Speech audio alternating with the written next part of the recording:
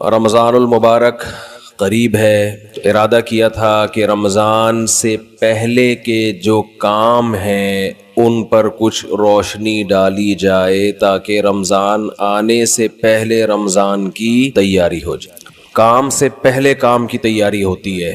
جب کوئی بہت اہم مہمان آنے والا ہوتا ہے تو اس کے آنے سے پہلے انتظام کیا جاتا ہے، اسے کہاں بٹھانا ہے، کہاں سلانا ہے، کہاں نہلانا ہے، واش روم کہاں ہے، کھلانا کیا ہے، کس طرح سے اس کو پروٹوکول دینا ہے۔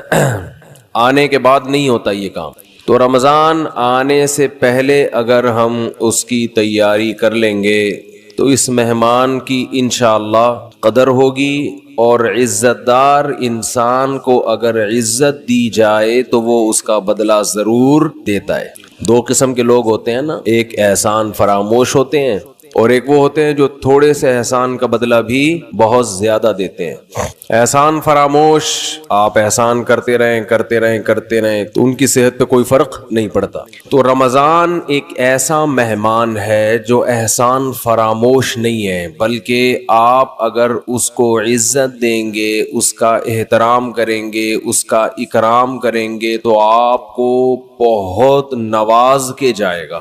آپ اگر بعض مہمان ہیں نا سادہ چائے پلائیں گے تو وہ آپ کو دودھ پتی پلائے گا، آپ اسے انڈے والا برگر کھلائیں گے تو وہ آپ کو پیزا کھلائے گا۔ کچھ مہمان ایسے ہوتے ہیں، آپ اگر اسے بغیر بوٹی کی بریانی کھلائیں گے تو وہ آپ کو گوشت والی بریانی کھلائے گا۔ تو رمضان ایک ایسا مہمان ہے جو تھوڑا سا اکرام کرنے پر بھی آپ کو بہت زیادہ نوازتا ہے، تھوڑا نہیں نوازتا۔ لیکن رمضان کی جو نوازشیں ہیں، رمضان کے جو تحفے ہیں، جو رمضان آپ کو گفٹ دے گا اگر آپ اس کو عزت دیں گے تو وہ اس کا گفٹ ہونا ان لوگوں کی سمجھ میں آتا ہے جن کا آخرت پر ایمان ہو۔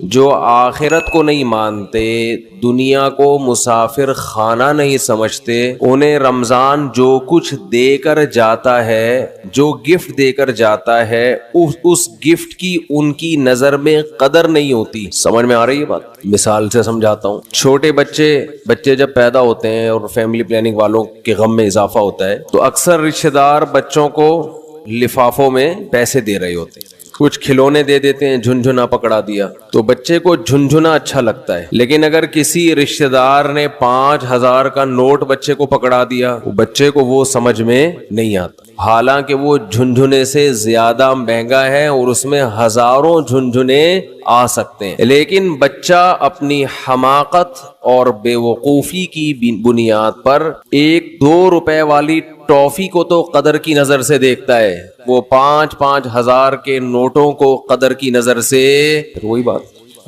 جواب آنا چاہیے نا، وہ 5,000 کے نوٹوں کو قدر کی نظر سے نہیں دیکھتا، کہتے ہی تو ایسا ہی ہے، کھائے گا اس کو۔ تو اس میں اس 5,000 کے، ابھی تک تو 5,000 کا نوٹ ہے، میرا خیال ہے 50,000 کا نوٹ بھی عنقریب آنے والا ہے۔ جس حساب سے معیشت ڈاؤن ہو رہی ہے تو 50,000 کا نوٹ بھی عنقریب آ جائے گا، بلکہ تول کے نوٹ بکیں گے، 1 کلو 5,000 کے نوٹ چاہیے مجھے، اس طرح سے سیٹ اپ چلنے والا ہے۔ تو اب بچے کے دل میں جو 5,000 کے نوٹ کی قدر نہیں ہے، اس میں 5,000 کے نوٹ کا قصور ہے یا بچے کا قصور ہے؟ بچے کا قصور ہے بھائی۔ یہ 5,000 کے نوٹ میں ٹافیوں کے ڈبوں کے ڈبے آ سکتے ہیں۔ تو رمضان آپ کو کیا گفٹ دے کر جاتا ہے، اس گفٹ کی قدر ان لوگوں کی نظر میں ہے جو اس دنیا کو حقیقی زندگی نہیں سمجھتے، جو اس کو اصل سمجھتے ہیں ان کی نظر میں رمضان ٹینشن کے علاوہ کچھ بھی نہیں ہے، خام خواہ کی ٹینشن ہے، کیونکہ وہ کہتے ہیں رمضان مولویوں کا مہینہ ہے۔ کس کا ہے؟ مولویوں، سیزن آتے ہیں نا، یہ مولویوں کا ہے۔ تو میں یہ عرض کر رہا تھا کہ رمضان کس کا مہینہ کہلاتا ہے؟ مولاناؤں کا مہینہ، حالانکہ یہ مولویوں کا مہینہ نہیں ہے، یہ مسلمانوں کا مہینہ ہے، ان لوگوں کا مہینہ ہے جو آخرت پر ایمان رکھتے ہیں، اور جن کا آخرت پر ایمان نہیں ہے ان کے لیے رمضان A to Z tension he tension ہے، ٹینشن ہی ٹینشن۔ ٹینشن. وہ نہ کھلے عام صحیح طرح سے کھا سکتے ہیں, تھوڑی سی بغیرتی کے تانے پڑتے ہیں. 10 آدمی اگر خاموشی سے گزر جائیں گے تو 11واں بولتا ہوا جائے گا کہ شرم نہیں آتی تمہیں, کیا کر رہے ہو, اور بولنا چاہیے. تو میں یہ عرض کر رہا تھا کہ یہ جو رمضان ہے نا, اگر آپ اس کا اکرام کریں گے تو یہ آپ کو بہترین گفٹ دے گا. اب میں بتاتا ہوں وہ گفٹ کیا دے گا آپ کو. وہ گفٹ دے گا اللہ کی محبت. آپ کے دل میں اللہ کی محبت کی چنگاری پیدا کر دے گا. یہ دیکھو, انسان کو جو موٹیویشن ملتی ہے نا کسی بھی عمل کی, وہ یا تو کسی لالچ کی وجہ سے ملتی ہے یا کسی خوف کی وجہ سے. سمجھتے ہیں آپ صبح صبح اٹھ کے آفس جاتے ہیں, مشکل کام ہے, دل تو نہیں چاہتا انسان کا اٹھے جائے, دل چاہتا ہے پڑا رہے, لیکن آپ جاتے ہیں. یہاں خوف بھی ہے اور لالچ, محبت, پیسے کی محبت. لالچ کو ہم محبت سے تعبیر کرتے ہیں, ذرا مہذب لفظ ہے. آپ جاتے ہیں, ایک محبت ہے پیسے سے. ہر انسان کی نیچر ہے کہ پیسے آئیں گے تو گٹکا بھی کھائیں گے, نسوار کا انتظام بھی ہوگا, پان کا انتظام بھی ہوگا, گھر میں راشن بھی ڈلے گا, بہت ساری چیزیں آئیں گی. اگر یہ محبت پیسے کی ختم ہو جائے تو آپ کو عمل پہ موٹیویشن نہیں ملے گی. بعض دفعہ خوف ہوتا ہے انسان کے دل میں. خوف کیا کرتا ہے کہ آپ کو یہ ڈر ہے کہ اگر میں آفس نہیں گیا, میں نے یہ کام نہیں کیا تو مجھے جاب سے نکال دیا جائے, میں غریب ہو جاؤں گا. یہ خوف ہے جو آپ کو ابھارتا ہے عمل پہ. ماہرین یہ کہتے ہیں کہ خوف سے بھی کام ہوتا ہے اور محبت میں بھی ہوتا ہے, لیکن خوف سے جو کام ہوتا ہے اس کام میں مزہ نہیں آتا, لہذا وہ کام زیادہ جاندار نہیں ہوتا. لیکن محبت کی وجہ سے جو کام ہوتا ہے وہ کام مزیدار بن جاتا ہے, کیونکہ آپ کی محبوب چیز آپ کو اس میں ملنے والی ہوتی ہے. سمجھ میں آ رہی ہے بات کہ نہیں آ رہی ہے؟ غزوہ احد میں صحابی رسول, غزوہ بدر میں ایک صحابی شریک نہیں ہو سکے. انہیں نہیں پتا تھا کہ میدان جنگ کا میدان قائم ہو جائے گا اور یہ ہوگا اور وہ ہوگا,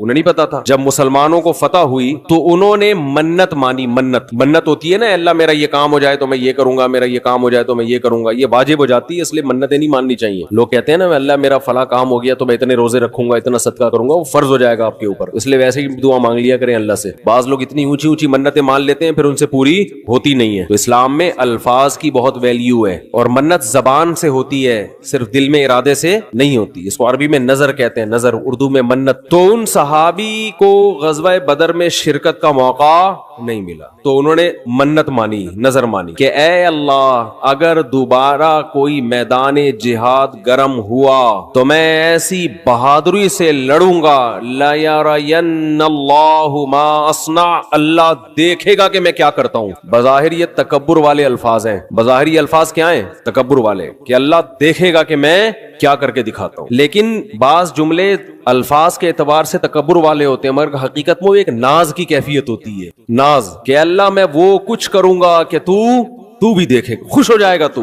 ایسا کر کے دکھاؤں گا بہادری. جب غزوہ احد میں مسلمانوں کے قدم اکھڑے ہیں, ان صحابی کو اللہ سے کیا ہوا وعدہ یاد آیا کہ میں نے اللہ سے معاہدہ کیا تھا کہ اللہ میں ایسے بہادری کے جوہر دکھاؤں گا کہ تو دیکھے گا کہ میں کیا کر رہا ہوں. تو یہ کیا کر رہے تھے, کھجور کھا رہے تھے نا, تو کھجور کا تھیلا انہوں نے پھینکا اور انہوں نے کہا کہ جنت اتنی قریب ہے میرے اور کھجور کھانے کا وقت بہت طویل ہے, اتنا ٹائم لگے گا اس میں, اف یہ تو بہت دیر ہو جائے گی. اور گئے میدان جنگ میں, بہادری سے لڑے, اتنی بہادری سے لڑے اور شہید ہوئے کہ انگلیوں کے پوروں سے, فنگر پرنٹ سے ان کی بہن نے ان کو پہچانے کہ میرے بھائی کی لاش ہے یہ. قرآن مجید کی آیتیں نازل ہوئیں, من المؤمنین رجال صدقوا ما عاهدوا اللہ علیہ فمنہم من قضى نحبہ ومنہم ينتظر. مومنین میں بعض ایسے بھی ہوتے ہیں کہ اللہ سے جب کوئی معاہدہ کر لیتے ہیں تو اس معاہدے کو پورا کر کے چھوڑتے ہیں, وہ انہی کے بارے میں نازل. تو جب ان کو یقین تھا کہ جنت میرے سامنے ہے تو انہیں وہ کھجور تناول کرنا بھی مشکل لگا. یہ خوف کی وجہ سے نہیں لڑ رہے کہ اگر میں نہیں لڑا تو جہنم میں جاؤں گا, بلکہ کس کی لالچ میں لڑ رہے ہیں, جنت کی اور اللہ کی محبت میں لڑ رہے ہیں. تو انسان جب خوف کی بیس پہ کام کرتا ہے اس میں جان نہیں ہوتی, اور جب کسی محبت اور لالچ میں کام ہوتا ہے تو اس کام میں اس کی کوالٹی بہت شاندار ہوتی ہے. تو اللہ نے ہمیں رمضان کا جو مہینہ دیا وہ مہینہ اگر آپ اس مہینے کا اکرام کریں گے تو وہ مہینہ آپ کے اندر اللہ کی محبت پیدا کر دے گا، اور جب انسان کے دل میں محبت پیدا ہوتی ہے تو محبوب کے حکم کو فالو کرنا مشکل نہیں اور آسان بھی نہیں بلکہ مزیدار بن جاتا ہے۔ 3 درجات ہوتے ہیں نا، حکم کی اتباع کرنا مشکل، اور اس سے اوپر کیا ہے؟ مشکل ختم ہو گئی، نہ مزیدار ہے نہ مشکل ہے، لیکن اس سے اوپر کا درجہ کیا ہے کہ حکم پر عمل کرنا کیا بن گیا؟ مزیدار بن جائے گا۔ یہ کیفیت انسان کی ہو جاتی ہے۔ تو اگر آپ رمضان کا حقیقی معنوں میں اکرام کریں گے تو رمضان آپ کو اللہ کی محبت کا گفٹ دے کے جائے گا۔ وہ کیسے؟ زبان آج بہت خشک ہو رہی ہے، پانی نہیں ہے یا موسم میں شاید خشکی ہے، کچھ ایسا سیٹ اپ ہے، موسم میں خشکی ہے میرا خیال۔ تو رمضان جو ہے آپ کو اللہ کی محبت کا، جزاک اللہ، اتنا یک ٹھنڈا پانی بس کافی ہے، یہ گرم نہیں ہے، سادہ، پہلے ہی گلا ہمارا بیٹھا رہتا ہے، اوپر سے اور بٹھا دیں گے۔ تو اللہ کی محبت کا گفٹ دے کے کیسے؟ انسان کی یہ نیچر ہے، یہ فطرت ہے کہ وہ جس کے لیے قربانی دیتا ہے نا، جس کے لیے، تبلیغ والے کہتے ہیں نا، جس چیز پہ جان، مال اور وقت خرچ ہوتا ہے انسان کے دل میں اس کی ویلیو پیدا ہو جاتی ہے۔ ایک غریب آدمی جو رکشہ چلاتا ہو، سارا دن پسینہ بہاتا ہو، اس کو جو دہاڑی یا جو اجرت ملتی ہے اس اجرت کو وہ بڑی احتیاط سے خرچ کرتا ہے۔ اور ایک آدمی وہ ہے جس کے ابا کا انتقال ہوا اور 6 رکشے اس کو وراثت میں مل گئے، ایسا بھی ہوتا ہے نا، وہ ان رکشوں کی ایسی کی تیسی، باپ کا مال سمجھ کے لوگ کہتے ہیں نا اڑا رہا ہے، خود تو محنت کی نہیں ہے، ابا سے وراثت میں ملا ہے، اڑا دیتا ہے انسان۔ تو ہمیں جو ایمان کی نعمت ملی ہے یہ وراثت میں ملی ہے، اس میں ہمارا خون پسینہ، بولو نا کیا ہو گیا، نہیں بہا۔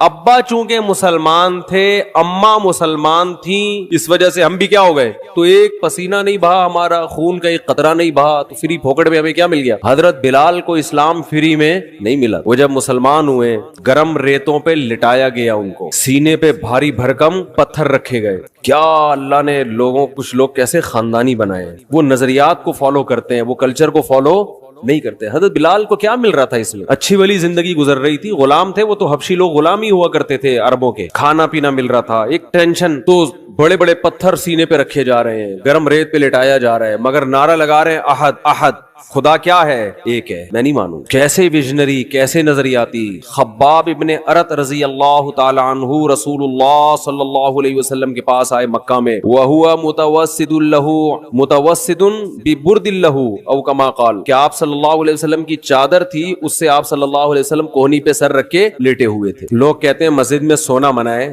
ایسی ہمارے علم میں کوئی حدیث نہیں ہے، مسجد میں سونا جائز ہے، البتہ مسجد کو سرائے بنا لینا سونے کی جگہ، سارا محلے کو جہاں جگہ نہیں مل رہی تو کہاں کے سو رہا ہے؟ مسجد میں، یہ غلط ہے۔ نماز کے لیے آئے مسجد میں آپ، اور اگر کوئی آیا نماز کے لیے سستانے کے لیے ذرا لیٹ بھی جائے تو اللہ کی طرف سے کوئی پابندی نہیں، آئے نماز کے لیے۔ ہاں یہ نہ ہو کہ سرائے بنا لیا جائے، مسجد کو ہوٹل بنا لیا جائے کہ جس کو جگہ نہیں مل رہی، گھر میں بیوی سے پڈا ہوا ہے، سارے محلے والے یہاں آ جائیں، لیکن بذات خود جائز ہے مسجد میں سونا۔ اور اگر اکا دکا کبھی کوئی مسجد میں آ بھی جائے صرف سونے کے لیے تو بھی کوئی ناجائز نہیں ہے، ناجائز اس وقت ہوگا جب اس کو عام معمول لوگ بنا لے۔ حضرت علی رضی اللہ تعالی عنہ کی کچھ ناراضی ہوئی حضرت فاطمہ سے، میاں بیوی میں ہوتی ہے، تو آپ صلی اللہ علیہ وسلم جب گھر گئے حضرت فاطمہ سے ملے، پتا چلا بھئی کچھ ناراضی ہوئی ہے، اور حضرت علی مسجد چلے گئے، تو وہاں حضرت علی مٹی میں لیٹے ہوئے تھے، آرام کر رہے تھے، اسی پہ آپ صلی اللہ علیہ وسلم نے فرمایا یا ابا تراب، اے مٹی والے۔ تو اسی کے بعد حضرت علی اپنی کنیت کیا کہتے تھے؟ ابو تراب۔ تو اس سے پتا چلتا ہے کہ اگر کوئی مسجد میں آ کے لیٹ جائے تو اللہ کی طرف سے کوئی پابندی نہیں ہے، لیکن یہ ضرور ہے کہ لوگ اس کو سنا ہو کہ سارے محلے والے لیٹے ہوئے یا لیٹنے کی جگہ ہی بنا لی، کبھی کبھار ہو جاتا ہے انسان سے۔ مسجد والے بعض دفعہ بہت سختی کرتے ہیں، اب سفر میں جب ہم چلتے ہیں نمازیں پڑھتے ہیں، سفر کے دوران بعض دفعہ انسان 2 رکعت پڑھی ظہر کی، تھوڑا سستانے کے لیے لیٹ گیا تو کوئی ڈنڈا لے کے کھڑا ہوا ہوتا ہے لیکن پھر گالیاں بھی دے رہے ہوتے ہیں۔ وہی واقعہ پھر یاد آتا ہے مجھے، ایک آدمی کی بھینس مسجد میں آ گئی تو مولوی صاحب پکڑ کے ڈنڈے سے مارنے لگے، تو دیہاتی جس کی بھینس تھی وہ بھاگتا ہوا آیا، کہہ رہا مولوی صاحب بے زبان جانور ہے، اس کو مار رہے ہو، کبھی مجھے دیکھا آپ نے مسجد میں؟ یہ تو بے عقل بے زبان ہے، غلطی سے مسجد میں آ گیا، اس کو کیوں مار رہے ہو؟ میں آؤں عقل مند ہوں، مجھے مارو تو سمجھ میں بھی آتا ہے، اس بیچارے کو کیوں مارے، اس کے کیا قصور ہے؟ تو ایسا مسجدوں کا ماحول بنا لیا کہ کوئی آئے نہیں مسجد میں، تو اتنی سختی نہ کریں۔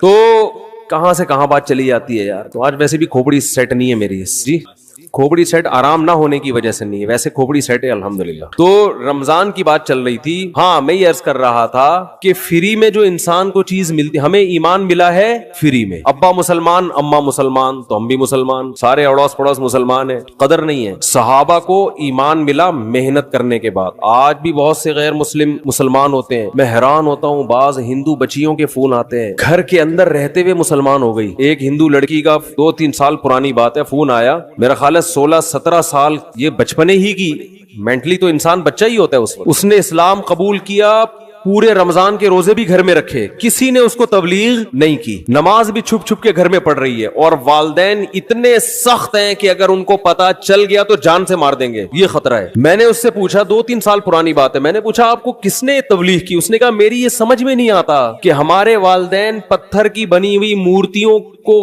क्यों पूजते हैं, इनमें क्या रखा हुआ है? सुबह मिठाई रख के जाएंगे, शाम को भी वो मिठाई वैसी की वैसी। जो भगवान मिठाई न खा सके वो हमारी हाजत रवाई, मुश्किल कुशाई कहां से करेगा? इतने बड़े बड़े अक्लमंदों को ये बात समझ में नहीं आ रही। एक 15-16 साल की बच्ची को ये बात समझ में आ गई, उसकी खोपड़ी में आ गई ये बात। कह रही फिर मैंने वीडियोस देखी यूट्यूब पे उलमा की, और वो फिर अल्लाह ने उसको हिदायत दी, तो वो वही उसने कलमा पढ़ा, वही मुसलमान हुई, किसी को नहीं बताया क्योंकि मार देंगे उसको। छुप के नमाजें पढ़ रही, ऐसे बहुत हैं, एक नहीं है। तो ये वो लोग हैं जिनकी इस्लाम पर कुछ खर्च हुआ है, मेहनत हुई है। हमें इस्लाम मिला है फ्री में, कुर्बानी नहीं है। तो अल्लाह रमजान के जरिए, हज के जरिए, कुर्बानी के जरिए, मुख्तलिफ इबादतों के जरिए हमसे कुर्बानी दिलवाते हैं कि कुछ करना पड़ेगा। सूरह अनकबूत में अल्लाह ने क्या फरमाया? तुम ये समझते हो कि तुम जन्नत में दाखिल हो जाओगे, वहुम ला युफ्तनून, तुम्हें आजमाया नहीं जाएगा, ऐसा नहीं हो सकता, अल्लाह आजमाएगा। तो आजमाने के तरीके नमाज भी हैं, आजमाने के तरीकों में ज़कात, सदक़ात और खैरात भी है। आज़मानों के तरीके में एक तरीका क्या है? रमजान भी है। तो ये वो महीना है जिसका आप अगर इकराम करेंगे तो ये आपके दिल में जाने से पहले पहले अल्लाह की मोहब्बत की चिंगारी भड़का कर चला जाएगा। और जब अल्लाह की मोहब्बत की चिंगारी भड़केगी दिल के अंदर, तो आपके लिए अमल करना मुश्किल नहीं, आसान नहीं, बल्कि मजेदार हो जाएगा। क्योंकि महबूब की खातिर कुर्बानी देने में इंसान को मजा आता है, बशर्ते कि उसको पता हो कि मेरा महबूब मुझे देख रहा है। उसको ये पता हो। कैसी मुसलमानों की तरतीब दाएं बाएं हो जाती है, सब पूरी दुनिया में एक हलचल मच जाती है। तो रमजान का इकराम कैसे करना है, इसमें 2-4 चीजें मैं आपको बता के बस बयान को आज मैं खत्म करता हूं। सबसे पहला तो है फर्ज रोजे। ये तो रमजान तो रुकन है ना, रमजान के रोजे। अभी से नीयत करें कि रमजान का एक रोजा भी कज़ा नहीं करना है, कुछ भी हो जाए। देखो, जो सोच सोच के रोजे रखता है ना, उसके लिए रोजा रखना मुश्किल है। जो ना रखने का ऑप्शन ही खत्म कर दे, उसको पता भी नहीं चलता, पूरा महीना गुजर जाता। बाज लोग रोजे के बारे में सोचते हैं रखूं कि नहीं रखूं, इनके लिए एक एक रोजा टेंशन है, एक एक रोजा टेंशन। और अगर आपने ये अज़म कर लिया कि भाई मैं मुसलमान हूं, नो का ऑप्शन मेरे पास नहीं है, तो पता ही नहीं चलता। वैसे एक रोजा रखो कितना मुश्किल काम है भाई। हम लोगों से बताते हैं पीर और जुमेरात का रोजा सुन्नत है, अच्छा खासा टेंशन होती है क्योंकि सुन्नत है ना, फर्ज तो नहीं है, रखें नहीं रखें एक टेंशन। रखने के बाद भी बाज़ दफा आदमी सोच रहा होता है यार ना रखता तो अच्छा था। बाज़ दफा ये भी वसवसे आना शुरू होते हैं शैतान की तरफ से। लेकिन जो काम करना ही करना है तो उसमें इंसान फारिग हो जाता है कि भाई ये, उसमें टेंशन खत्म हो जाती है। तो ये ना सोचें कि मैं कितने रखूंगा। खवातीन के जो अय्याम होते हैं ना मेंसेस के, उन अय्याम की हिफाजत, उनको शुमार करना औरत पे फर्ज है, ये खूब समझ लें। आजकल यूनिवर्सिटियों में, अच्छा ये जो रॉकेट वाला मजमून था ना, ये भी मैं छोटी सी बात बता दूं कि ये जो मुसलमान उलमा का इससे ताल्लुक नहीं है कि आप चांद पे पहुंच रहे कि नहीं पहुंच रहे, इसका हमारी यूनिवर्सिटियों से ताल्लुक है। चांद पे पहुंचने के तरीके यूनिवर्सिटियों में पढ़ाए जाते हैं, समझते हो कि नहीं समझते? तो होना ये चाहिए था कि एक तस्वीर आ रही होती, एक वीडियो आ रही होती, जापान के साइंसदान या अमेरिका के साइंसदान चांद पे पहुंच रहे हैं, नीचे कराची और लाहौर यूनिवर्सिटी की भी वीडियो आ रही होती कि वहां भी साइंसदान लगे हुए हैं, प्रोफेसर लगे हुए हैं कि हम गुब्बारे को चांद तक कैसे पहुंचाएं। चलो पहला गुब्बारे का तजर्बा कर लें, फिर रॉकेट भी भेजेंगे। तो ये मौलवियों को गालियां न दिया करें, ये अपने साइंसदानों को बुरा भला कहा करें, ये हुक्मरानों को कहा करें। नहीं आ रही मेरा ख्याल है बात समझ में। ये मौलानाओं का हेडेक नहीं है कि चांद पे जा रहे कि नहीं जा रहे। इसकी मिसाल ऐसे है कि जैसे कोई अभी कोरोना की वबा फैली हुई है ना, कोरोना की वबा फैली हुई है, डॉक्टर, एक वीडियो आ रही है जिसमें डॉक्टर वैक्सीन तैयार कर रहे हैं, दूसरी वीडियो आ रही है जिसमें करबला के वाकयात बयान हो रहे हैं, तीसरी वीडियो आ रही है कि उसमें 4 शादियों का तस्करा हो रहा है, चौथी आ रही है। तो अब इसमें लोग कह रहे हैं मौलाना लोग देखो क्या कर रहे हैं, उधर वो कोरोना की वैक्सीन तैयार कर रहे हैं और उधर मौलाना लोग क्या क्या الٹی الٹی باتیں کر رہے ہیں. تو بھائی وہ جو ویڈیو, اس میں ایک ویڈیو ایسی بھی آنی چاہیے کہ ہمارے ڈاکٹر بیٹھے ہوئے ہیں کورونا کی ویکسین بنانے کے لیے, تو ہمارے ڈاکٹروں کی سرے سے کوئی ویڈیو آ ہی نہیں رہی ہے, تو پھر یہی ہوگا کہ کیلے کا رخ قبلے کی طرف ہے کہ نہیں ہے, پھر تو یہی ہوگا نا کچھ. بھائی فیس بک والے کو کچھ تو چلانا ہے نا ویورز بڑھانے کے لیے, تو اس کو ہمارے سائنسدان مل ہی نہیں رہے, کوئی دھماکے کرتے ہوئے, کوئی راکٹ بھیجتے ہوئے, تو پھر وہ 4 شادیوں کی ویڈیو چلائے گا اور کیا کرے گا وہ. تو یہ مولاناؤں کی ٹینشن نہیں ہے بھائی, یہ ہماری یونیورسٹیوں کا جو نظام تعلیم اور ہمارے حکمرانوں کی کرپشن, انہوں نے ملک کو کھنڈرات میں دھکیل دیا ہے. میں تو کہتا ہوں جو فیس بک پہ ویڈیوز ڈالتے ہیں نا, یہ نہ ڈالا کریں کہ کیلے کا رخ قبلے کی طرف ہے کہ نہیں ہے, کیونکہ لوگ کہتے ہیں یہ دیکھو کہ کس چیز میں لگے ہوئے. اصل ویڈیو یہ آنی چاہیے کہ ایک طرف آپ یہ دکھائیں کہ سائنٹسٹ خلائی سیارے بھیج رہے ہیں آسمان میں, وہاں سے چھلانگے مار رہے ہیں, دوسری طرف کراچی کے گٹر کے ڈھکنوں کی تصویریں آنی چاہیے, ڈھکن یہاں کیا ہوئے ہوئے ہیں, کھلے ہوئے ہیں. تیسری طرف گدے گھوڑے کی لیدوں کی تصویریں آنی چاہیے, کچرے کے ڈھیر آنے چاہیے, چرسی آنے چاہیے پائپ کے اندر بیٹھے ہوئے.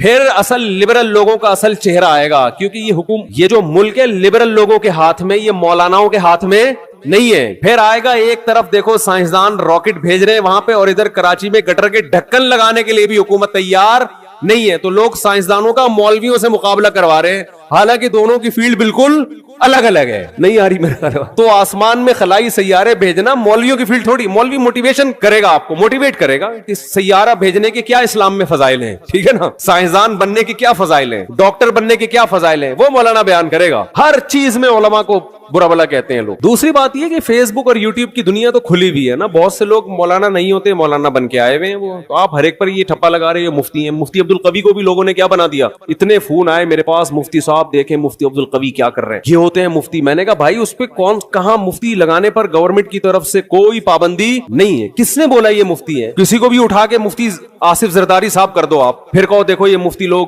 کیا کیا کر رہے ہیں. مفتی کا ڈگری کوئی ہمارے ملک میں کوئی سسٹم نہیں ہے, پتھر اٹھاؤ مفتی نکلے گا نیچے سے. اور صرف یہ مفتیوں کے ساتھ نہیں ہو رہا, ڈاکٹروں میں بھی ایسے ہی ہے, جعلی سرٹیفکیٹ کے ڈاکٹر بھرے ہوئے ہیں. اور حکیم تو ہول سے, جس کا دنیا میں کوئی کام نہیں ہے وہ حکیم بنا ہوا ہے. اور اس سے بھی زیادہ ہول سیل کے حساب سے روحانی عامل ہیں, روحانی جن چڑیل بھوت بھگانے والے, وہ تو اتنے ہر ایک کو روحانی علاج آتا ہے. ایک صاحب مجھے دبئی میں ملے کہ میرا روحانی علاج کر دیں. میں نے کہا میرا ایک یوٹیوب پہ وہ ہے کلپ ہے اس بارے میں, بڑے خوش ہوئے, کہتے ہیں اس کلپ کا نام کیا ہے, کلپ کا. میں نے کہا اس کا نام ہے روحانی علاج والوں کا علاج, روحانی علاج والوں کا علاج. تو خیر میں جلدی سے بات کو سمیٹ کے ختم کرتا ہوں, وقت پورا ہو گیا. کہ بھائی دیکھو اللہ کے لیے جب قربانی دو گے نا, تو قربانی کے صلے میں اللہ کی محبت پیدا ہوگی. پہل آپ کو کرنی پڑے گی. ایک بالش آپ آؤ گے تو اللہ آپ کی طرف ایک ہاتھ آئے گا, پہل آپ کو. تو اس پہل میں آج یہ عزم کرے سب سے پہلے. میں خواتین کے کچھ بات عرض کر رہا تھا کہ اپنے جو ان کے مینسز کے ایام ہوتے ہیں ان کو عورت پر واجب ہے کہ وہ نوٹ کر کے رکھے, کیونکہ عادت سے اس کا تعلق ہے کہ جتنے دن کسی خاتون کی عادت ہے پھر اگلے مہینے اتنے دن تک وہ ایام شمار ہوں گے. یہ میں زیادہ ڈیپ میں نہیں جا رہا ابھی. تو بہت سی خواتین پاک ہو جاتی ہیں مگر روزہ چھوڑ دیتی ہیں, بہت سی ناپاک ہوتی ہیں مگر روزہ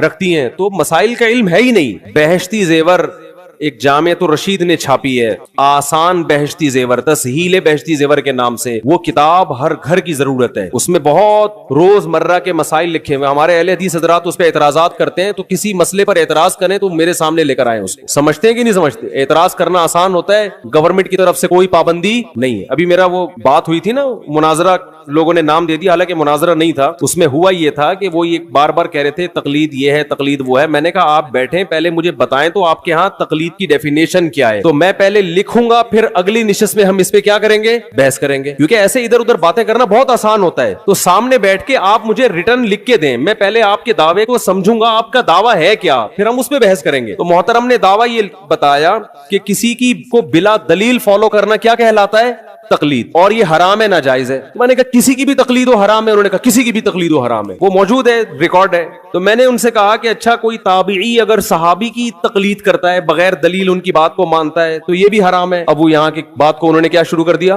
گھمانا. وہ کہہ رہے ہیں کہ وہ بھائی آپ نے خود ہی دعویٰ کیا, یا تو آپ دعوے سے رجوع کرو, میں تو موقع دے رہا ہوں آپ کو دعوے سے رجوع کرنے کا, میں کوئی بحث تھوڑی کر رہا ہوں آپ سے. آپ کہہ دو بھائی مجھ سے تھوڑی سی مسٹیک ہوئی تھی تقلید کی ڈیفینیشن کرنے میں, بلکہ اصل میں یہ نہیں بلکہ یوں ہے. تو میں نے کہا تو حدیث کی کتابوں میں بہت سے فتوے ہیں, صحابہ کے تابعین نے آ کے مسئلہ پوچھا, انہوں نے جواب دے دیا, وہ چلے گئے, نہ انہوں نے دلیل پوچھی نہ انہوں نے دلیل بتائی. تو کہہ رہے ہیں آپ حوالہ پیش کریں, تو میں نے کہا آپ انکار کریں کہ ایسا نہیں ہے تو میں حوالہ پیش کروں گا, نہ انکار کر رہے ہیں, ٹھیک ہے نا. میری عادت ہے گل ویلے دی تے پھل موسم دا, ٹو دا پوائنٹ بات کرنے کی عادت ہے. تو انہوں نے اس کو مناظرہ بنا دیا, بحث کی طرف لے کر چلے گئے. تو مجھے غصہ آیا پھر کہ بھئی میرا ٹائم ویسٹ کرنے کے لیے آیا ہوں, میں کوئی پروفیشنل مناظر نہیں ہوں, نہ میں آپ سے مناظرے کے لیے بیٹھا ہوں, اور میرا دل صاف تھا, لہذا میں نے ان کو ریکارڈ کرنے کی بھی اجازت دی. انسان کے دل میں چور ہوتا ہے تو ریکارڈ کرنے کی اجازت نہیں دیتا, اور میں نے ان کو یہ کہا لائیو نہیں کریں, کیونکہ بعض دفعہ انسان کی زبان سے ایسی بات نکل جاتی ہے کہ وہ پبلش کرنے کی نہیں ہوتی. لیکن انہوں نے خیر اس کو لائیو بھی چلایا اور جو کچھ ہوا سب کے سامنے. تو گل ویلے دی پھل موسم دا, ٹو دا پوائنٹ بات ہونی چاہیے. تو وہ یہ سمجھ رہے تھے شاید میں ان کو نیچا دکھانا چاہتا ہوں. نہ میں نیچا دکھانا چاہتا ہوں بھائی, میں آپ سے آپ کا دعویٰ سمجھنے کی کوشش کر رہا ہوں کہ آپ کا تقلید کے بارے میں موقف کیا ہے. کہنے تفسیر کی فلاں کتاب میں یہ لکھا, بھائی تفسیر کی کتاب میں کیا لکھا ہے یہ تو مفسر کا موقف ہے نا, میں تو اہل حدیث کا موقف پوچھنا چاہتا ہوں, آپ کا موقف کیا ہے. تو آج کا جو دور ہے نا حق کو سمجھنے کا نہیں ہے, بس ایک دوسرے کو نیچا دکھانے کا وہ ہے. تو بات کیا چل رہی تھی یہ, ہاں میں یہی کہہ رہا تھا یہ جو بہشتی زیور کتاب ہے نا مسائل کی, یہ گھر میں رکھیں. یہ بہت ہندوستان میں اس کتاب کو اللہ نے جتنی مقبولیت عطا فرمائی ہے اتنی مقبولیت کسی دوسری کتاب کو نہیں ملی ہے. جہیز میں خواتین کو یہ کتاب دی جاتی تھی تو جامعۃ الرشید نے آسان کر کے چھاپی ہے. اور اگر کوئی اہل حدیث حضرات کہتے ہیں یہ غلط ہے, یہ قرآن و سنت کے خلاف ہے, تو مجھے بتائیں کون سا مسئلہ قرآن و سنت کے خلاف ہے, میں اس کا جواب دوں گا انشاءاللہ.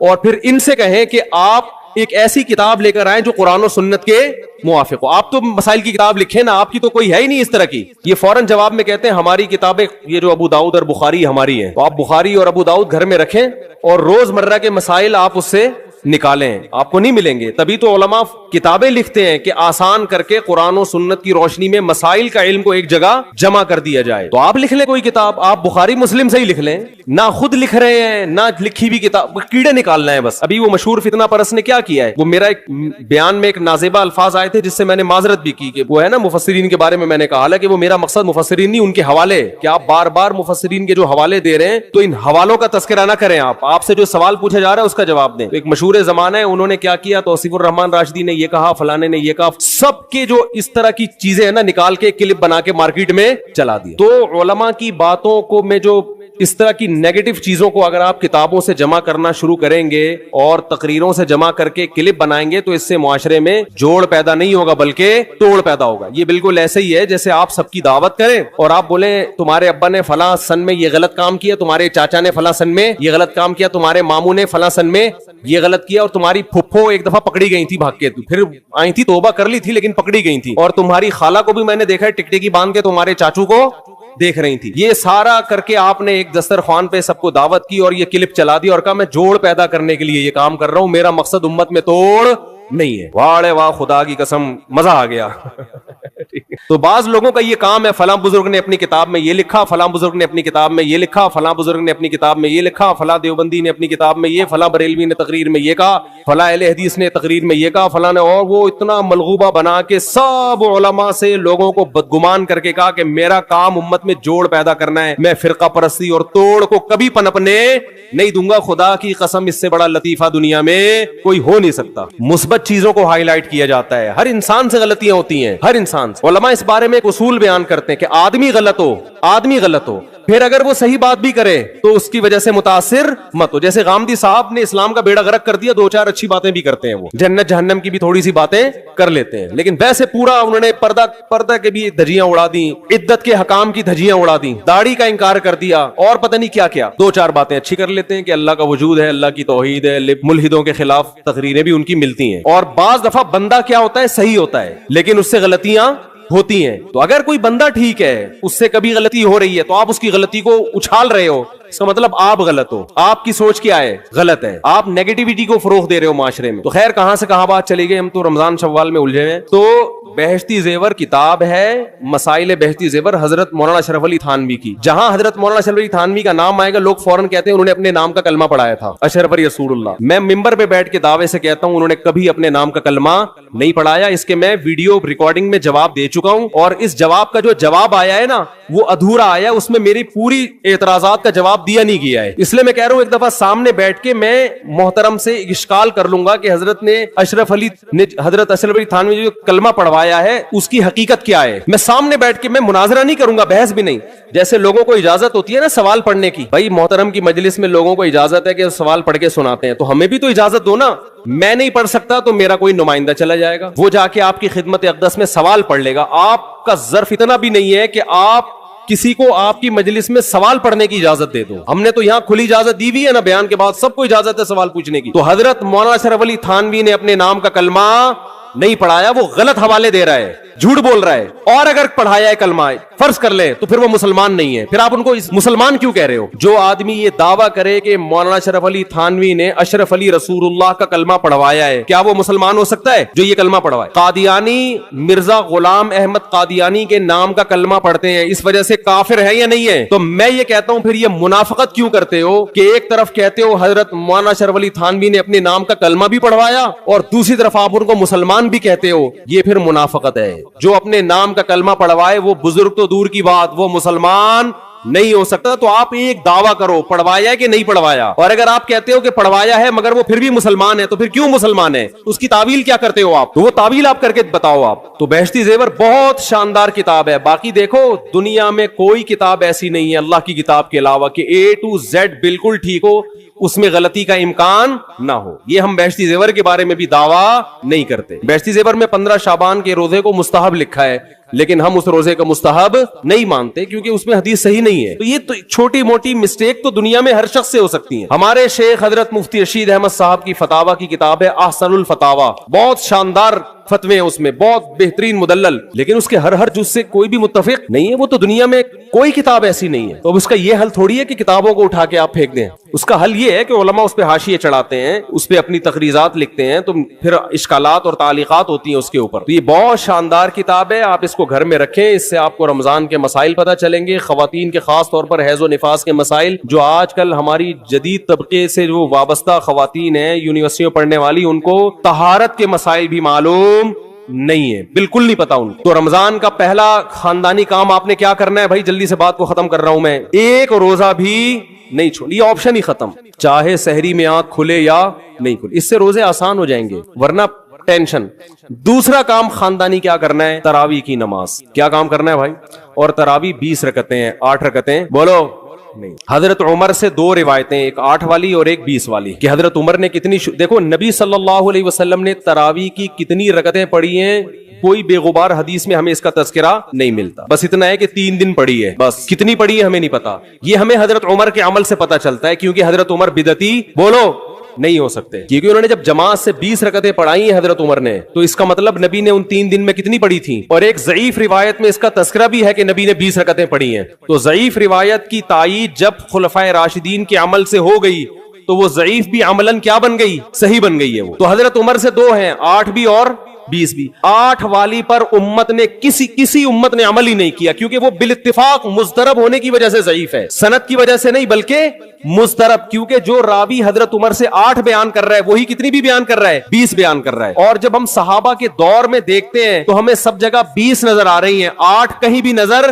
نہیں آ رہی. تو یہ کیسے ممکن ہے کہ حضرت عمر نے 8 شروع کی ہوں اور کوفہ, بصرہ, دمشق, شام, مصر سب جگہ 20 ہو رہی ہوں؟ اس سے پتہ چلتا ہے کہ حضرت عمر سے جو 20 والی روایت ہے وہ صحیح ہے, 8 والی صحیح نہیں ہے. اور اس کی سب سے بڑی دلیل یہ ہے کہ موطا امام مالک میں ہے 8 رکعتوں والی, جو امام مالک نے نقل کی ہے, لیکن امام مالک خود 8 کا فتویٰ نہیں, وہ خود 20 سے زیادہ کے قائل ہیں, وہ تو 20 کے بھی نہیں 36 کے قائل ہیں. تو یہ کیسے ممکن ہے کہ کتاب کا مؤلف 8 والی ذکر کر رہا ہو مگر خود اس روایت کو وہ اس پر عمل نہ کر رہا ہو؟ ان باتوں کا کسی اہل حدیث عالم کے پاس جواب نہیں ہے. ترمذی میں ایک روایت پیش کی جاتی ہے امام احمد بن حنبل سے, یہ روایت ہے کہ اس میں کوئی مخصوص عدد ثابت نہیں ہے, جتنی چاہے پڑھ لو, لیکن امام احمد کی جو اپنی اصل کتابیں فقہ کی, اس میں امام احمد کے شاگرد جو امام احمد سے ذکر کرتے ہیں وہ ذکر کرتے ہیں امام احمد بن حنبل کے نزدیک بھی 20 رکعتیں مختار ہیں. سمجھ نہیں آ رہی میرا خیال ہے. تبھی فقہ حنبلی میں تراویح کی رکعتیں کتنی ہیں؟ 20. اور امام ابو حنیفہ کے نزدیک بھی. لوگ پتہ ہے مجھ سے کیا کہتے ہیں, لوگ جو ہے نا کہتے ہیں کہ یار آپ ان حدیثوں کا انکار کر رہے ہو جس میں 8 آتا ہے. 8 والی جو بخاری کی حدیث ہے نا اس کا تراویح سے کوئی تعلق نہیں ہے. بخاری میں آتا ہے نبی رمضان اور غیر رمضان میں 8 پڑھتے تھے, اس کا تراویح سے کوئی تعلق, وہ تو غیر رمضان میں بھی تھی. اتنی سینس نہیں ہے یار, آپ ہمیں قرآن و حدیث سکھا رہے ہو اور ہمیں اپنا مقلد بنا رہے ہو. इतने बड़े बड़े मुज्तहिदीन की तकलीद छोड़ के। मैं लोगों से एक बात कहता हूं, लोगों से कहता हूं, एक कुरान और हदीस वो है जो अबू हनीफा, शाफी, मालिक और अहमद बिन हंबल ने समझा, और एक कुरान हदीस वो है जो 15वीं सदी के मौलवी समझ रहे हैं। किसकी फहम ज्यादा सही होगी? बोलो भाई। एक कुरान वो है जो इंजीनियर बयान कर रहा है हदीस, एक हदीस की तफसील वो है जो इमाम मालिक बयान कर रहे हैं, अबू हनीफा बयान कर रहे हैं, जिनकी 80 हिजरी में पैदाइश हुई है, ताबीईन में से हैं, जो इमाम शाफी बयान कर रहे हैं। तुम इमाम शाफी को छोड़ रहे हो, तुम इमाम अबू हनीफा को छोड़ रहे हो, तुम इमाम मालिक को छोड़ रहे हो, तुम अहमद बिन हंबल जैसे मुहद्दिस और फकीह जो इमाम बुखारी के उस्ताजों में हैं, उनको छोड़कर फॉलो किसको कर रहे हो? इंजीनियर को। और तुम कह रहे हो हम सिर्फ कुरान और हदीस को मानते हैं, हम किसी और चीज को नहीं मानते। तुम कुरान और हदीस को नहीं मानते मेरे भाई, तुम मुकल्लिद हो, अंधे मुकल्लिद हो। तुम कुरान और हदीस की उस तशरीह को मानते हो जो इंजीनियर कर रहा है, उस तशरीह को नहीं मानते जो अहमद बिन हंबल कर रहे हैं, जो अबू हनीफा कर रहे हैं, जो इमाम मालिक कर रहे हैं, जो इमाम शाफी कर रहे हैं। ये बड़े बड़े ताबीईन, तबा ताबीईन, मुज्तहिदीन जिनको पूरी उम्मत ने फॉलो किया है। तो 8 रकत की जो मुवत्ता इमाम मालिक की हदीस है, उस 8 रकत पे इमाम मालिक ने फतवा नहीं दिया। क्यों? इसलिए कि वो हदीस मुस्तरब है, उसमें रावी एक बयान पे टिकता नहीं है, कहीं 20 बयान करता है, कहीं 8। जब रावी के बयान में तजाद हो तो हदीस मुस्तरब होने की वजह से रद्द हो जाती है। और मैं आखिरी बात करके बयान को खत्म करता हूं, ये जो तरावीह का लफ्ज है ये 8 रकतों पे फिट ही नहीं बैठता है। इसका भी मैं जवाब सवाल कर रहा हूं लेकिन कोई जवाब नहीं दे रहा। देखो, अपनी मर्जी के सवाल बना के जवाब दे दिया करो तो लोग वाह वाह करेंगे। आप मेरे साथ ये हो रहा है, मैं जो बयानात में एतराज करता हूं ना उसका जवाब नहीं मुझे मिलता, खुद से एतराज बना के क्या कर दिया जाता है जवाब। जैसे मैंने बताया था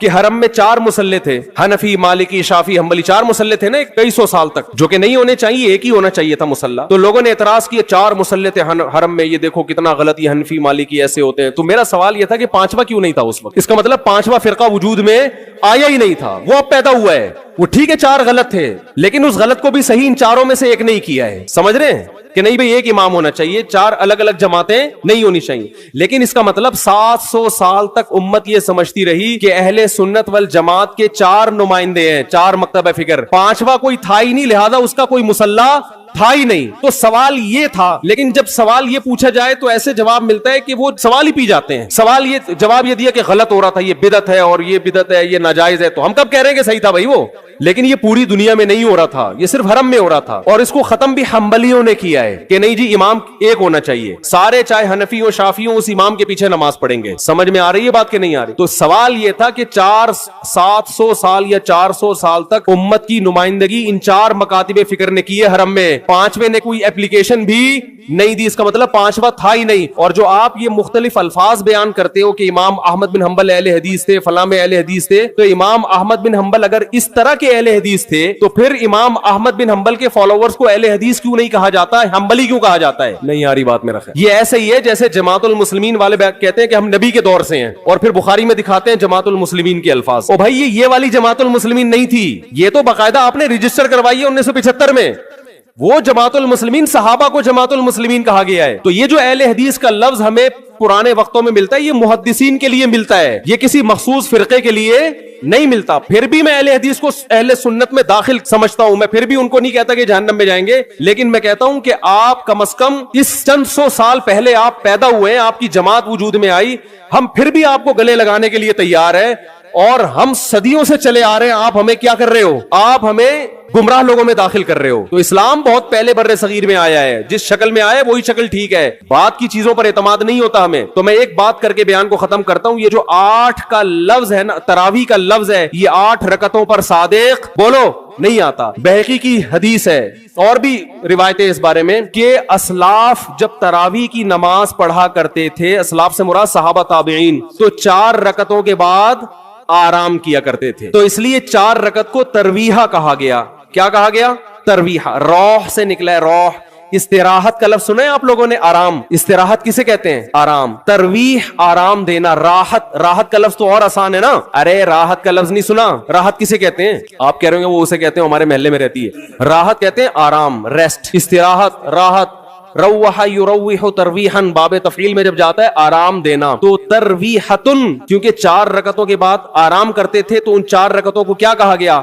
एक तरवीहा, यानी रेस्ट है इसके बाद। अब तरवीहा का जो लफ्ज है ना, 4 रकतों के बाद क्या हो रहा है? रेस्ट। It is called ترویحہ. سب کو پتا ہے 4 رکعتوں کو ترویحہ کہتے ہیں. 2 ترویحوں کو عربی میں کہیں گے ترویحتان. کیا کہیں گے؟ جیسے رجل کا معنی ایک آدمی، رجلان 2 آدمی. عربی میں 2 کے لیے الگ لفظ استعمال ہوتا ہے، 2 سے زیادہ کے لیے الگ. تو اگر یہ 8 رکعتیں ہوتی تو ان کو محدثین تراویح نہ کہتے بلکہ ترویحتان کہتے یا ترویحتین کہتے. کیا کہتے؟ 2 ترویحیں. اور ان کے بیچ میں ویسے بھی ریسٹ کی ضرورت پڑتی نہیں. ٹھیک ہے، 4 رکعت کے بعد امام بیٹھتا بولتے چل بھائی آگے جلدی کر، جانا بھی ہے گھر میں ہم نے. تو ترویحتین کہتے، ان کو محدثین تراویح نہیں کہتے. اور تراویح کا لفظ ہے جمع.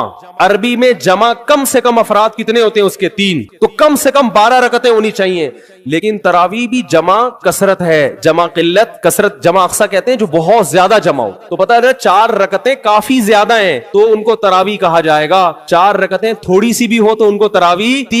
4 رکعتیں اگر 3 دفعہ آئیں گی تو اس کو بھی علی وجہ الکمال ہم پورے طور پر تراویح کا لفظ اس پہ صادق نہیں آئے گا. بات آ رہی ہے سمجھ میں کہ نہیں آ رہی ہے؟ سمجھ میں سب آ رہی ہے لیکن گھننے بن جاتے ہیں، گھماتے ہیں. اب دیکھیں نا یوٹیوب پہ اس کا جو بیان آئے گا نا اس میں گھمایا ہوا ہوگا، اس میں گھمایا ہوا، یہ اپنی طرف سے نکالا ہوا ہے. اپنی طرف سے نہیں بھائی، بہقی کی حدیث ہے، مصنف ابن ابی شیبہ کی روایتیں ہیں، آپ دیکھ لو. اس میں لوگ کہتے ہیں حوالہ کیوں نہیں دیا مفتی صاحب نے. آپ انکار کرو میں حوالہ دوں گا انشاءاللہ. آپ انکار کرو کہ ایسا نہیں ہے، ہم ٹائم بچا رہے ہیں اپنا. وہ مجھے کہہ رہے تھے نا اس بحث میں کہ مفتی صاحب آپ دلیل دو، جو دعویٰ کرے دلیل اس کے ذمے ہے. میں نے کہا دلیل اس کے ذمے اس وقت ہے جب سامنے والے دعوے کا انکار کرے. میں نے ستار بھائی کو میں نے کہا کہ ستار بھائی تم نے 1 لاکھ روپے لیے ہیں. ستار بھائی کہہ رہے ہیں نہیں، ہاں لیے ہیں. تو مجھے کیا ضرورت ہے میں گواہ پیش کروں کہ دلیل دوں؟ وہ مان رہا ہے.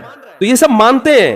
یہ تو بس علماء جس نے بھی حدیث کی کتابیں پڑھی ان کو پتا ہے کہ ترویح کا لفظ اس لیے لکھا ہوا ہے اس میں. تو اسلاف سے مسجد نبوی میں، حرم میں ایک رمضان بھی ایسا نہیں گزرا جب سے حضرت عمر نے 20 رکعتیں شروع کرائی ہیں کہ 20 رکعت سے 1 رکعت بھی کم ہوئی. زیادہ تو ہوئی ہیں، کم بولو نہیں ہوئی ہے. ایک امت اتنی بڑی گمراہی پر 1400 سال سے جمع ہو گئی. تو میرے بھائی جو آپ سے قرآن و سنت کے نام پہ بات کرے نا اسے بولے بھائی ٹھیک ہے میں قرآن و سنت ہی کو مانتا ہوں، مگر قرآن و سنت کی وہ تشریح جو ان مجتہدین نے کی ہے اس کو مانوں گا. جو 15ویں صدی کے مولوی کر رہے ہیں تشریح، میں اس کو بولو نہیں، چاہے وہ سعودی ہوں. لوگ کہتے ہیں سعودی عرب میں 8 رکعتیں ہر جگہ ہو رہی ہیں. سعودی عرب میں آج ہو رہی ہیں، 100 سال پہلے کے سعودی عرب میں 8 رکعتیں کہیں بھی نہیں ہوتی تھی. تو یہ کوئی سعودیوں کا کلمہ تھوڑی ہم نے پڑھا ہے کہ جو سعودی عرب میں تو بہت سے لوگوں کی داڑیاں نہیں ہوتی. تو کیا مطلب داڑھی کا انکار کر دو گے آپ؟ تو ہم نے فالو کرنا ہے امام مالک کو، امام احمد بن حنبل کو، امام شافعی کو. یہ بڑے بڑے محدثین تھے، مجتہدین تھے.